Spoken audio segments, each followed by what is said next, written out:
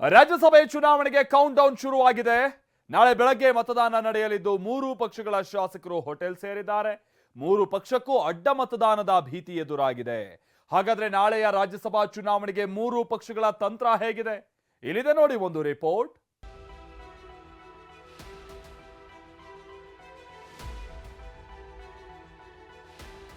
ತೀವ್ರ ಕುತೂಹಲ ಕೆರಳಿಸಿದ ರಾಜ್ಯಸಭೆ ರಣರಂಗ. ಸನ್ಮಾನ್ಯ ಡಿ.ಕೆ. ಶಿವಕುಮಾರ್ ಅವರು ಮತ್ತು ಸನ್ಮಾನ್ಯ ಯಡಿಯೂರಪ್ಪ ಅವರು ಕೂಡ ಮಾತಾಡಿದ್ದಾರೆ. ಪ್ರತಿಷ್ಠೆಯ ಯುದ್ಧ ಗೆಲ್ಲಲು ಕಾಂಗ್ರೆಸ್ ಗೇಮ್ ಪ್ಲಾನ್. 5ನೇ ಅಭ್ಯರ್ಥಿ ಕುಪೇಂದ್ರ ರೆಡ್ಡಿ ಗೆಲ್ಲಿಸಲು ದೋಸ್ತಿಗಳ ತಂತ್ರ. ವಿಶ್ವಾಸ ಸೋಲ್ತೀನಿ ಗೆಲ್ತೀನಿ ಅನ್ನೋದಲ್ಲ. ಕಾಂಗ್ರೆಸ್ಗೆ ಪ್ರತಿಷ್ಠೆ, ಬಿಜೆಪಿ ಜೆಡಿಎಸ್ಗೆ ಒಗ್ಗಟ್ಟಿನ ನಿಷ್ಠೆ. ರಾಜ್ಯಸಭಾ ಚುನಾವಣೆಗೆ ಕ್ಷಣಗಣನೆ ಶುರುವಾಗಿದ್ದು ಮೂರು ಪಕ್ಷಕ್ಕೂ ಶಾಸಕರನ್ನ ಹಿಡಿದಿಟ್ಟುಕೊಳ್ಳೋದೇ ಸವಾಲಾಗಿದೆ. 4 ರಾಜ್ಯಸಭಾ ಸ್ಥಾನಗಳಿಗೆ ನಾಳೆ ಬೆಳಗ್ಗೆ 9 ಗಂಟೆಯಿಂದ ಸಂಜೆ 4 ಗಂಟೆಯವರೆಗೆ ಮತದಾನ ನಡೆಯಲಿದ್ದು 223 ಶಾಸಕರು ಮತ ಚಲಾಯಿಸಲಿದ್ದಾರೆ. ಇದಕ್ಕಾಗಿ ಅಂತಿಮ ಸಿದ್ಧತೆ ಮಾಡಿಕೊಳ್ಳಲಾಗಿದೆ. ಇದರ ಮಧ್ಯೆ ರಾಜಕೀಯ ಪಕ್ಷಗಳ ಹೋಟೆಲ್ ಪಾಲಿಟಿಕ್ಸ್ ಜೋರಾಗಿಯೇ ನಡೆಯುತ್ತಿದೆ.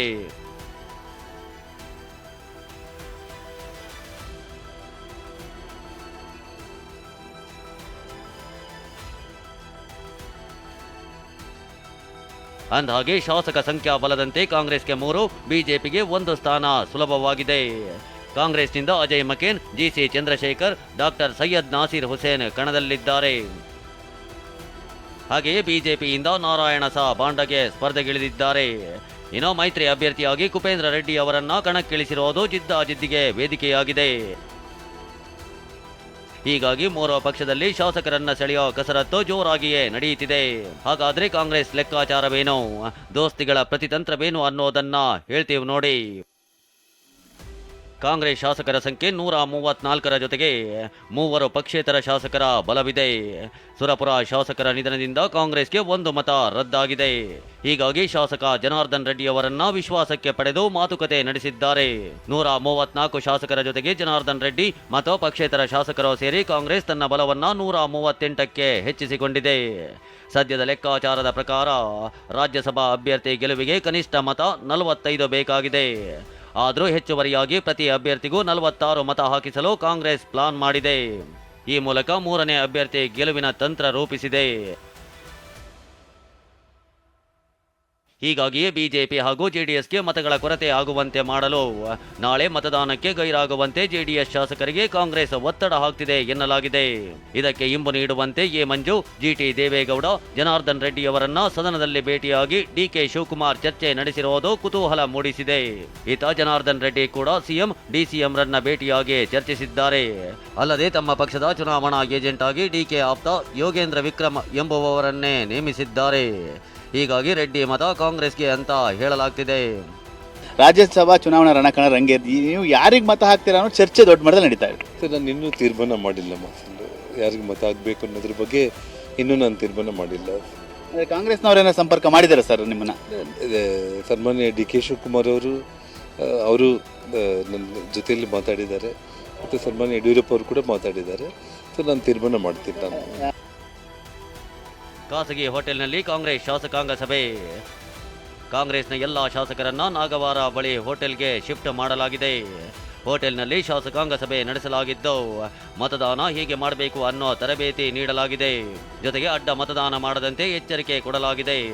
ಡಿಕೆ ಚುನಾವಣಾ ಏಜೆಂಟ್ ಆಗಿದ್ದು ಎಲ್ಲಿಯೋ ಮತ ಕೈತಪ್ಪದಂತೆ ಪ್ಲಾನ್ ಮಾಡಲಾಗಿದೆ.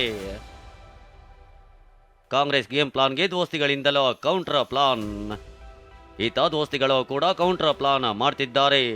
ಬೆಂಗಳೂರಿನ ಎಂಜಿ ರಸ್ತೆಯಲ್ಲಿರೋ ಖಾಸಗಿ ಹೋಟೆಲ್ನಲ್ಲಿ ಸಭೆ ನಡೆಸಿ ರಣತಂತ್ರ ರೂಪಿಸಿದ್ದಾರೆ. ನಾಳೆ ಬೆಳಗ್ಗೆ 8 ಗಂಟೆಗೆ ಎಲ್ಲರಿಗೂ ವಿಧಾನಸೌಧದ ಆರ್ ಅಶೋಕ್ ಕಚೇರಿಗೆ ಬರುವಂತೆ ಸೂಚನೆ ನೀಡಲಾಗಿದೆ. ನಮ್ಮ ಮತವನ್ನು ಯಾವ ರೀತಿ ಹಾಕಬೇಕು ಅನ್ನೋದ್ರ ಬಗ್ಗೆ ಒಂದು ಮಾಮೂಲಿ ಚರ್ಚೆ ಅಷ್ಟೇ. ಇದರಲ್ಲೇನು ದೊಡ್ಡ ವಿಶೇಷ ಏನಿಲ್ಲ. ಊಟಕ್ಕೆ ಅಂತ ಸೇರಿದ್ದು, ಊಟ ಮುಗಿಸ್ಕೊಂಡು ಹೊರಟಿದ್ದು.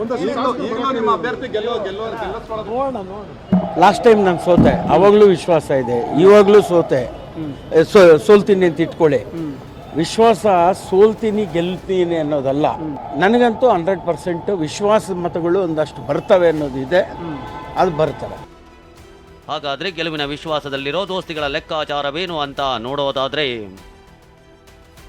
ಕಾಂಗ್ರೆಸ್ ಲೆಕ್ಕಾಚಾರಕ್ಕೆ ಕೌಂಟರ್ ಆಗಿ ಕುಪೇಂದ್ರ ರೆಡ್ಡಿ ಅವರನ್ನ ಜೆಡಿಎಸ್ ಸ್ಪರ್ಧೆಗಿಳಿಸಿದೆ. ಬಿಜೆಪಿಯ 66 ಶಾಸಕರಿಂದ ಮೊದಲ ಅಭ್ಯರ್ಥಿಗೆ 45 ಮತಗಳು ಹೋದರೆ ಉಳಿದ 21 ಮತ ಜೆಡಿಎಸ್ನ 19 ಮತ ಕುಪೇಂದ್ರ ರೆಡ್ಡಿ ಅವರಿಗೆ ನೀಡಬಹುದು. ಜೊತೆಗೆ 4 ಪಕ್ಷೇತರರನ್ನ ಸೆಳೆದ್ರೆ 44 ಮತಗಳಾಗುತ್ತೆ. ಕಾಂಗ್ರೆಸ್ನಿಂದ ಅಡ್ಡ ಮತದಾನವಾದರೆ ತಮಗೆ ಅನುಕೂಲ ಅನ್ನೋದು ದೋಸ್ತಿಗಳ ಲೆಕ್ಕಾಚಾರ. ಆದರೂ ಎಸ್.ಟಿ. ಸೋಮಶೇಖರ್, ಶಿವರಾಮ್ ಹೆಬ್ಬಾರ್ ನಡೆ ಯಾವ ಕಡೆ ಅನ್ನೋದು ಅಸ್ಪಷ್ಟವಾಗಿರೋದು ಬಿಜೆಪಿ ಜೆಡಿಎಸ್ಗೆ ಟೆನ್ಷನ್ ಆಗಿದೆ. ಇದರ ಜೊತೆಗೆ ಜೆಡಿಎಸ್ ಶಾಸಕ ಶರಣಗೌಡ ಕಂದಕೂರು ಜೆಡಿಎಲ್ಪಿ ಸಭೆಗೆ ಗೈರಾಗುವ ಸಾಧ್ಯತೆ ಇದ್ದು ನಾಳೆ ಮತದಾನಕ್ಕೂ ಗೈರಾಗುವ ಸಾಧ್ಯತೆ ಇದೆ. ಹೀಗಾಗಿ ಶರಣಗೌಡ ಮನವೊಲಿಸಲು ಎಚ್ಡಿಕೆ ಹರ ಸಾಹಸ ಪಡ್ತಿದ್ದಾರೆ.